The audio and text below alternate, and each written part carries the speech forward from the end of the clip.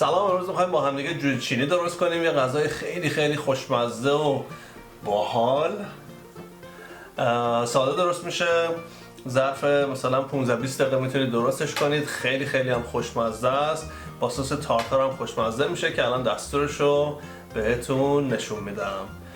از درست کردنش پشیمون نمیشین. مواد اولیه برای درست کردن جوجه چینی مرغ هست. میتونید از سینه مرغ استفاده کنید یا اگه در دسترستون بود از فیله مرغ. آرد سفید داریم، نشاسته ذرت، تخم مرغ، بیکینگ پودر، ماشعیر ساده باید استفاده بکنید. من یکم پودر سیر و پودر پیازم دارم که اونم اختیاری، اگه دوست داشته باشید مزه‌ش رو بهتر میکنه، اگه نه میتونید حذفش بکنید. نشاسته ذرت هم همینطور، اگه میخواین میتونید حذفش بکنید.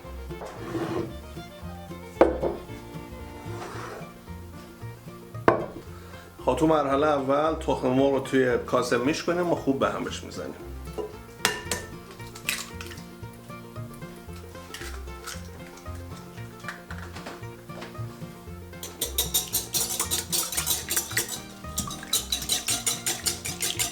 خوب که به هم خورد، پودر پیاز و پودر سیر رو بهش اضافه میکنیم و همینطور نمک و فلفل.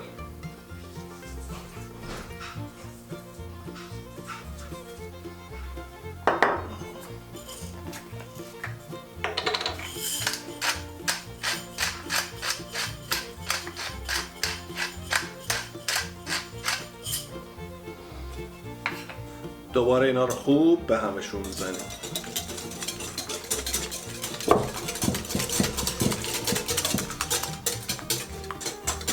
خب این موادی که قاطی کردیم، آرد و نشاسته ذرت و بیکینگ پودر رو بهش اضافه میکنیم.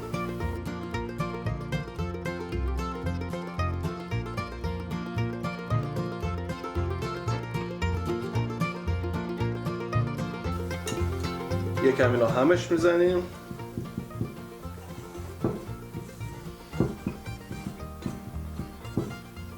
و بعد ماشعیر رو بهش اضافه میکنیم. اول با نصف لیوان شروع میکنیم. اینو باید اینقدر همش بزنیم که غلظتش به اندازه مثلا یه ماست سفت در بیاد. باید وقتی مرغ میذاریم توش این مواد به دور مرغ بچسبه و راحت ازش جدا نشه.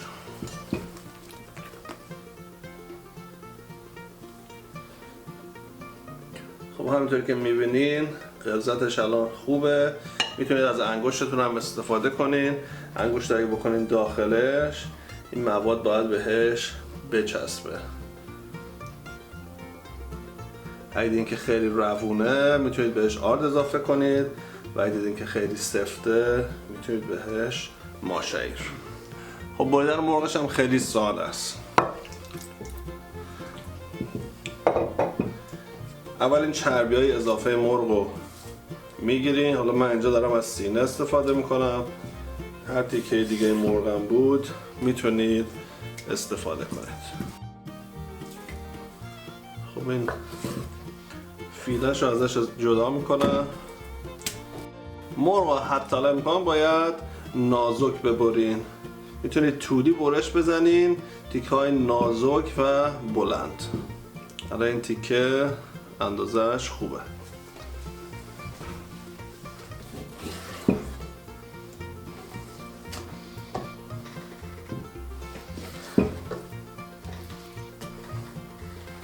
تو همین فاصله هم که مرغ دارین میبرین و مواد آماده میکنین، بهتره که توی قابلمه روغن بریزین، برای شعله ملایم بذارین که روغن داغ بشه.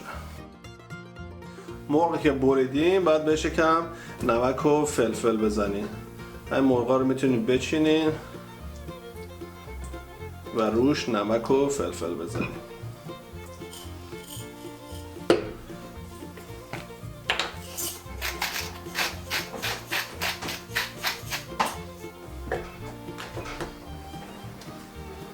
برش میگردونیم و اون طرفش هم نمک میزنیم.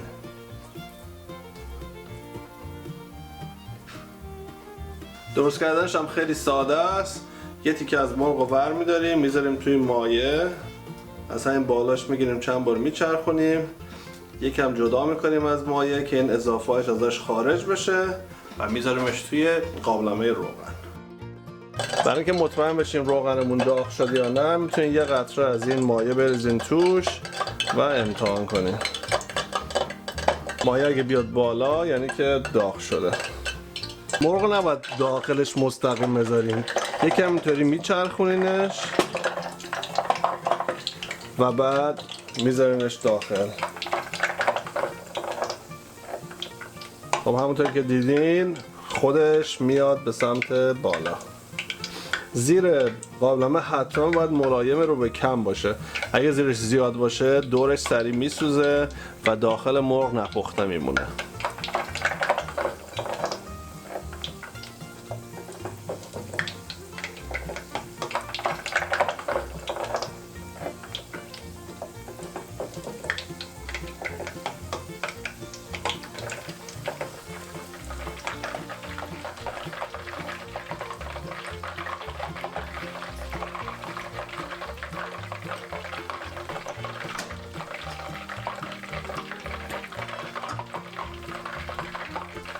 مرغمون که خوب طلایی شدن از توی قابلمه در میاریم و منتقل میکنیم به یه بشقاب که توش یه دستمال آشپزخونه گذاشتیم که روغنش قشنگ کشیده بشه.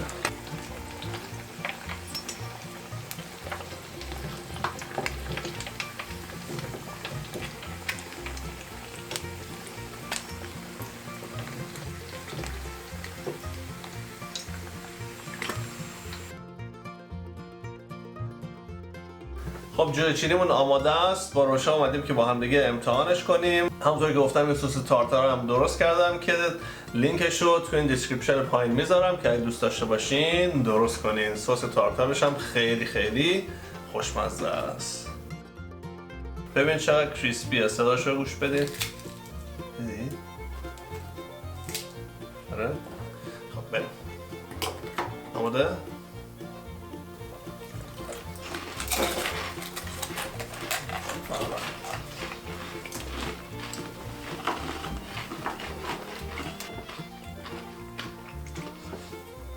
چطور بود؟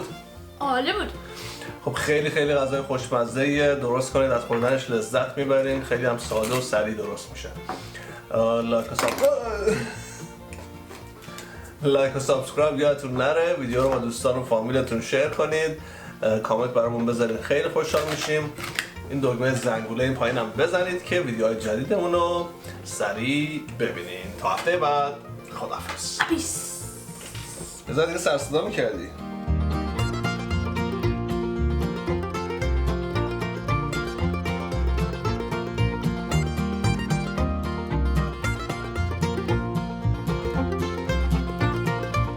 دستورش تو همون لینک دستورش تو همون لیست. یه سس تارتار هم همونطور که گفتم درست کردم که دستورش توی لینک دیسکریپشن این پایین هست. نه لینک دستورش رو بذارم. راست میگی. یه سس